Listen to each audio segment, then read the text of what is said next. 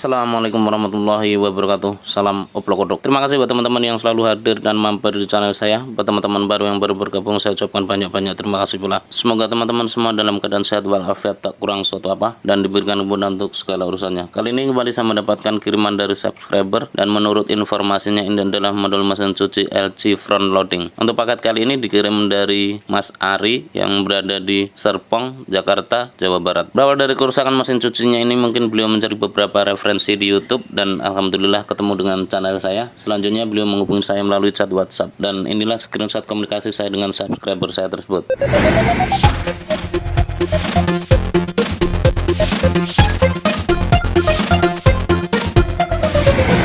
Buat Mas Ari yang berada di Serpong, Jakarta, Jawa Barat, semoga beliau nonton video ini. Buat teman-teman baru yang baru bergabung, semoga ini bisa menjadi inspirasi. Tak lupa buat teman-teman yang selalu mengikuti channel saya, terima kasih atas kesetiaannya. Untuk lebih detailnya seperti apa, mari kita bongkar untuk paketnya. Lanjut.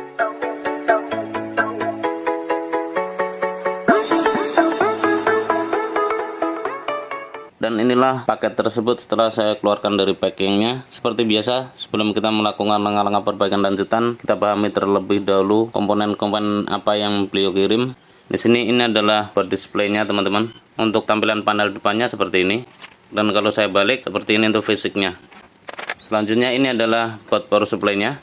Nah, seperti ini nampaknya masih utuh, belum tersentuh oleh teknisi sebelumnya, dan ini kondisinya pun masih tertutup casing seperti ini. Selanjutnya ini adalah filter tegangan.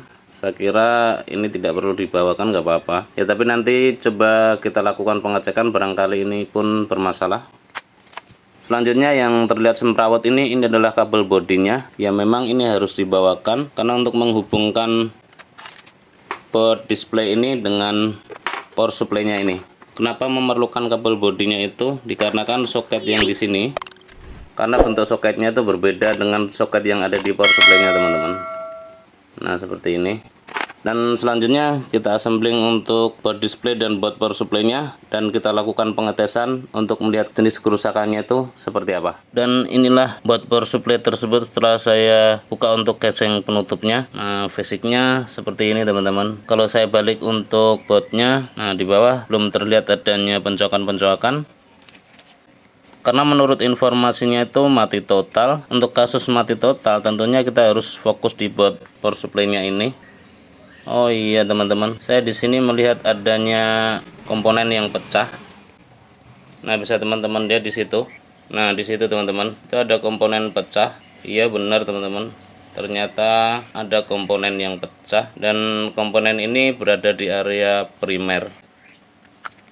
Ya memang untuk kasus mati total tentunya kita harus fokus di board ini atau board power supply-nya, dan jika itu benar-benar mati total, kita harus fokus di area primer dari board power supply-nya ini. Dan area primer itu adanya di komponen-komponen yang tertanam sebelum trafo ini. Ini adalah area primer. Selanjutnya untuk komponen-komponen yang tertanam setelah trafo ini sampai sini, ini adalah area sekunder. Dan dari pengamatan saya di sini tadi saya menemukan adanya komponen yang pecah di area primer. Nah di situ tentunya saya akan lakukan pergantian untuk komponen tersebut, dan kita lihat hasilnya itu seperti apa.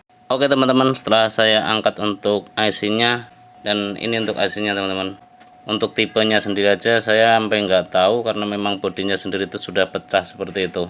Dan setelah saya selidiki untuk IC ini adalah IC PWM. Untuk tipenya saya sendiri nggak tahu, tapi kebetulan saya ada IC pengganti ini untuk tipenya TOP245YN, dan kalau saya perhatikan untuk bentuknya sama, ini juga IC PWM.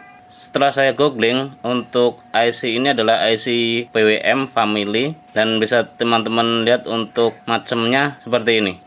Jadi IC PWM untuk tipe TOP ini bermacam-macam untuk tipenya. Bisa dilihat dari tipe TOP242 sampai TOP250. Semakin besar nilainya, semakin besar juga ampernya. Selanjutnya untuk tipe yang dipakai ini saya juga nggak tahu tipenya berapa, tapi kebetulan saya ada untuk tipe TOP245. Ya coba kita pasang terlebih dahulu, kita lihat hasilnya seperti apa. Untuk kali ini IC saya sudah pasang di sini teman-teman, seperti ini. Selanjutnya coba kita hidupkan untuk modul mesin cucinya. Di sini kita kasih input AC 220 di test point ini dan coba saya colokkan. Bismillahirrahmanirrahim.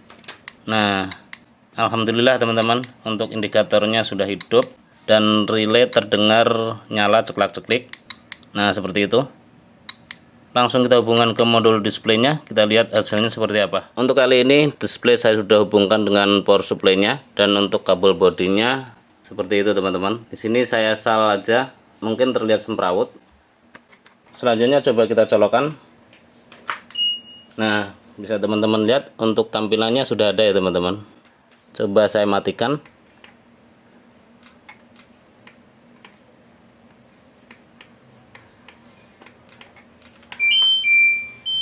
Nah, ini saya pencet tombol-tombolnya sudah bisa. Nah, tapi ini saya matikan nggak bisa ya. Kalau saya hidupkan, nah ini udah bisa.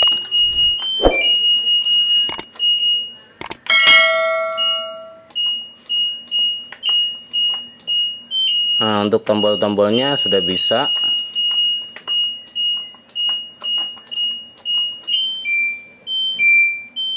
Selanjutnya untuk tombol-tombol yang lain, nah ini pun sudah bisa. Nah, ini pun sudah bisa. Nah, tapi untuk tombol powernya ini tidak bisa dimatikan. Apakah tombolnya bermasalah atau memang defaultnya seperti ini?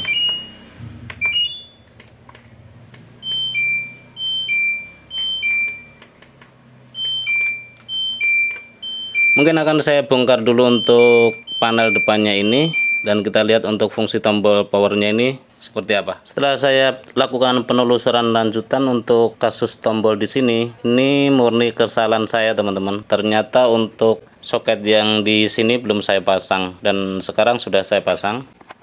Selanjutnya coba kita tekan untuk tombol powernya. Nah, untuk kali ini sudah bisa saya matikan. Nah, saya matikan bisa, kembali saya hidupkan. Nah, seperti ini. Dan kalau kita mainkan untuk main rotarinya, nah ini sudah bisa. Saya matikan dan saya hidupkan kembali. Nah, seperti itu. Dari hasil percobaan ini saya bisa pastikan untuk modul mesin cuci LG ini sudah normal kembali. Terima kasih buat teman-teman yang sudah mengikuti tutorial ini dari awal hingga akhir. Semoga bermanfaat. Share ke teman-teman bila informasi ini dirasa penting dan berguna. Akhirnya dari saya bila taufiq wal hidayah. Assalamualaikum warahmatullahi wabarakatuh. Salam kodok-kodok.